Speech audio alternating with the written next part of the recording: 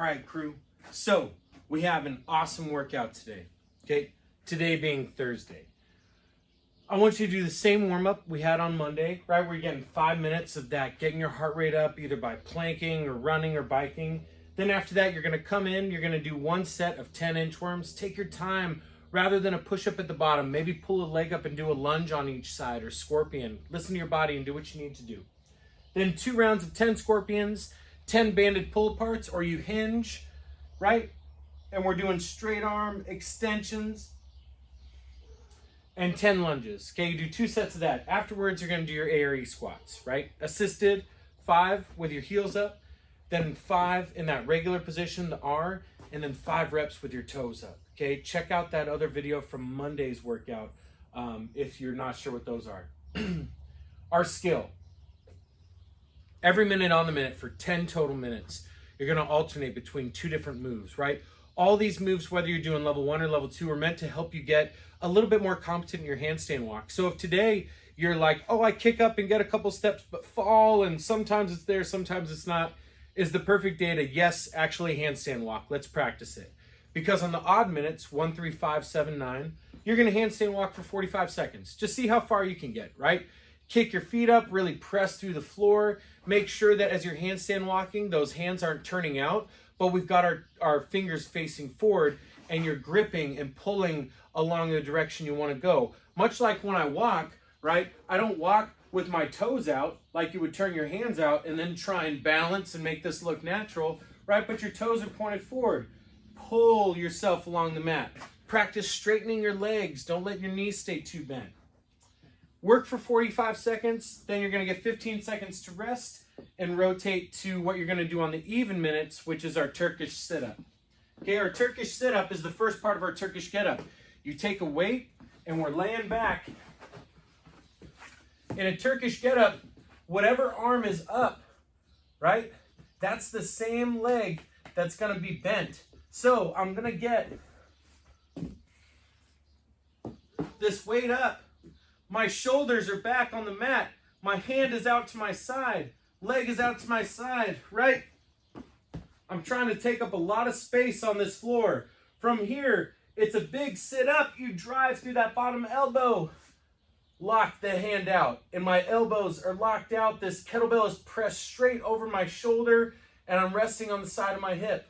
I come back down and up. The weight that you're using should be light enough that your elbow isn't bending, but heavy enough that it's a challenge for all 12. Okay.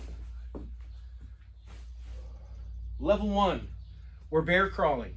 Okay, so that's where I want you to really focus on keeping those fingers pointed forward, and you're just taking steps, right? Crawling for 40 seconds. Again, thinking about pulling yourself along the floor, letting a little bit of weight get into your shoulders so you develop that strength for your handstand walk.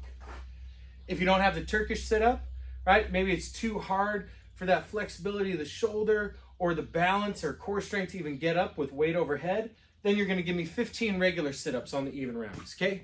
So we're bear crawling or handstand walking on the odd minutes, and then we're doing the ab work on the even minutes. Then you get into your WOD, Inception WOD. This is one of my favorite workouts.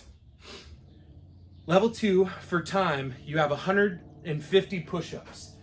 Okay, anytime you break from that push-up position, meaning at the top of your plank, you go down and you fail a push-up or you drop your knees or you change position that somehow messes it up. Maybe you go up on an arm and shake your hands out, that doesn't count, right? You drop to your knees after you finish a rep, that counts as a break. Anytime that you break or stop an unbroken set of push-ups, you do 10 more V-ups and then you start your set whenever. It's up to you. But know that you're working for time to, as efficiently as possible, get through 150 push-ups, okay? Level 1, you're gonna do 100 push-ups, and you have to do, I want you to modify by getting an elevated box or table, right? Maybe you work on the edge of a desk. Oh, I've got a desk here just out of frame. Perfect.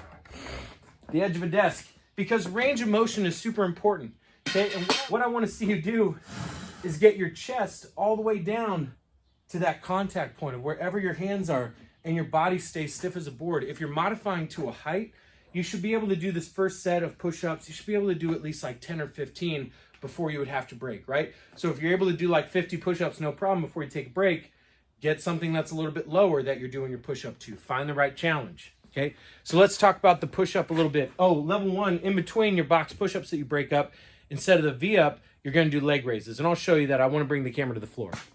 All right, crew, so as we're working through our push-ups, you heard me talk about getting that full range of motion of your chest all the way down to the ground, right? But there's a few other things about keeping a good shoulder position that's really gonna make this a valuable workout. Yes, I know we're working for time, but man, using the reps also to move through the best position you have is really gonna build the most strength. If the push-ups look ugly, then you're not working the right muscles, right? So one of the big things you're gonna hear me talk about is don't let your shoulders get up to your ear, or you're gonna hear me say, create a lot of space between your ear and shoulder. Space between my ear and shoulders looks like this, right? And in this position, I'm pushing using my chest, my triceps, even your lats are a secondary muscle that are supporting you through that lift.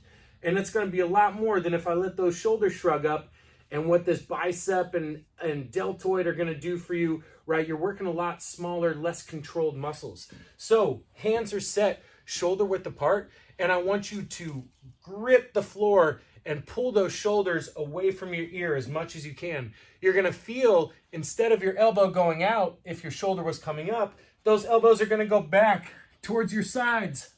And we drive up, down, and up, okay? All right, for your V-ups, legs are extended, feet together, arms together. We come up, tap those toes, back down. Working through our sets. If you need to modify for level 1, hands are under your hips, legs are straight down and up, right? Working through 10 reps of both. Before we turn around, shake our arms out, and then get back into your push-ups, okay? Have fun.